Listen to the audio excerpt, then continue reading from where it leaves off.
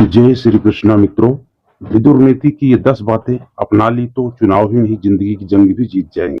भारत की राजनीति में साम दाम दंड और भेद की नीति का उपयोग किया जाता है, लेकिन हमारे जितने भी नीतिज्ञ हुए हैं, चाहे वे विदुर हो, पराशर हो, भीष्म हो या अन्य कोई, उन्होंने एक आदर्श राज्य की स्थापना और जीवन को शांति एवं प्रगतिशील तरीके से संचालित करने के लिए नैतिक नीति का पालन करने पर जोर दिया है। कोई राजा या व्यक्ति यदि ऐसा नहीं करता है तो वह अपने राज्य में अराजकता को जन्म देता है। हालांकि वर्तमान काल में कोई भी व्यक्ति या नेता इन सब बातों पर नहीं चलता है। उनमें से कुछ लोग ही सफल हो पाते हैं, बाकी तो खुद परिवार, समाज और देश का हित करके चले जाते हैं। तो आओ जानते हैं विदुर की नीति क्या कहती है। नमस्कार दोस्तों, हमारे मोटिवेशनल आरके ब्लॉग चैनल में आप सभी का बहुत बहुत स्वागत है। दोस्तों, तो आप लोग चैनल में नए हैं, चैनल को सब्सक्राइब करके बेल आइकन को प्रेस कर लें और कमेंट में जय श्री कृष्णा लिखना ना भूलें। तो हम शुरू करते हैं दोस्तों। नंबर 1 है, महात्मा विदुर कहते हैं कि जिस धन को अर्जित करने में मन तथा शरीर को क्लेश हो, धर्म का उल्लंघन करना पड़े, शत्रु के सामने अपना सिर झुकाने की बाध्यता उपस्थित हो, उसे प्राप्त करने का विचार ही त्याग देना श्रेयस्कर है। हालांकि वर्तमान में हर कोई व्यक्ति काले धन के बारे में पहले सोचता है। वह किसी भी प्रकार से धन को अर्जित करने के लिए कुछ भी करने को तैयार रहता है, लेकिन यह भी तय है कि ऐसे व्यक्ति नेता और धन का अंत जरूर होता है। दूसरा, जो विश्वास का पात्र नहीं है उसका तो कभी विश्वास किया ही नहीं जाना चाहिए, पर जो विश्वास के योग्य है उस पर भी अधिक विश्वास नहीं किया जाना चाहिए। विश्वास से जो भय उत्पन्न होता है वह मूल उद्देश्य का भी नाश कर डालता है। अब इसका तात्पर्य देख लेते हैं दोस्तों। बहुत से ऐसे लोग हैं जो एक दल छोड़कर दूसरे दल में चले जाते हैं। अब सोचने वाली बात यह है कि ऐसे लोगों पर कौन कौन विश्वास कर लेता होगा। रानी लक्ष्मीबाई को इसीलिए उसके संबंधी ने धोखा दिया कि ताकि वह झांसी का राजा बन सके, लेकिन अंग्रेजों ने कहा यदि तुम अपनों के नहीं हुए तो हमारे कैसे हो जाओगे। बुद्धिमान व्यक्ति के प्रति अपराध कर कोई दूर भी चला जाए तो चैन से न बैठे, क्योंकि बुद्धिमान व्यक्ति की बाहें लंबी होती है और समय आने पर वह अपना बदला लेता है। अब इसका तात्पर्य देख लेते हैं दोस्तों। सचमुच ही बुद्धिमान या ज्ञानी व्यक्ति कभी झूठ के आधार पर अपनी प्रतिष्ठा कायम नहीं करता है। वो अपने विचारों में दृढ़ रहता है, जैसे चाणक्य। आप ऐसे किसी व्यक्ति का अपमान कर सकते हैं तब जबकि आप सत्ता में हो या किसी बड़े पद पर हो, लेकिन आप उस व्यक्ति से बच नहीं सकते। जब वह पावर में आएगा तो आपका सर्वनाश तय है। चौथा देखते हैं दोस्तों। ईर्ष्या, दूसरों की घृणा करने वाला, असंतुष्ट क्रोध करने वाला, संकालु और पराश्रित, दूसरों पर आश्रित रहने वाला, इन 6 प्रकार के व्यक्ति सदा दुखी रहते हैं।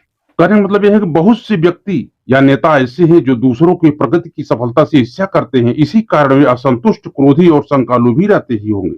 ईर्ष्या करने से अच्छा है कि आप यह देखें कि मुझ में क्या कमी है और कौन सी योग्यता का निर्माण करना है। अपनी योग्यता और ज्ञान को बढ़ाने में भी लाभ होगा, ईर्ष्या करने में नहीं।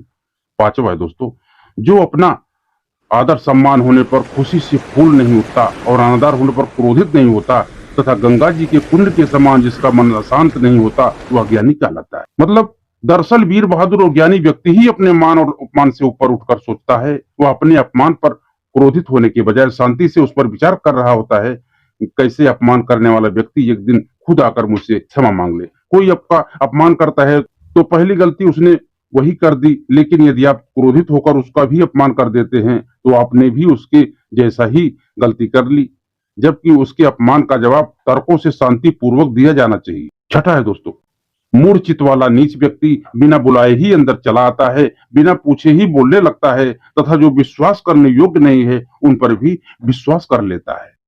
तात्पर्य, मूढ़ किसे कहते हैं दोस्तों? दरअसल जिसके मन में यह भान है कि मैं सब कुछ जानता हूं, मेरी सब जगह प्रतिष्ठा है और मैं ही सर्वे सर्वा हूं, मूर्ख से भी बढ़कर मूढ़ होता है। ऐसे व्यक्ति को चापलूस ज्यादा पसंद आते हैं और चापलूसों की बात में आकर वह खुद को ज्ञानी समझने लगता है।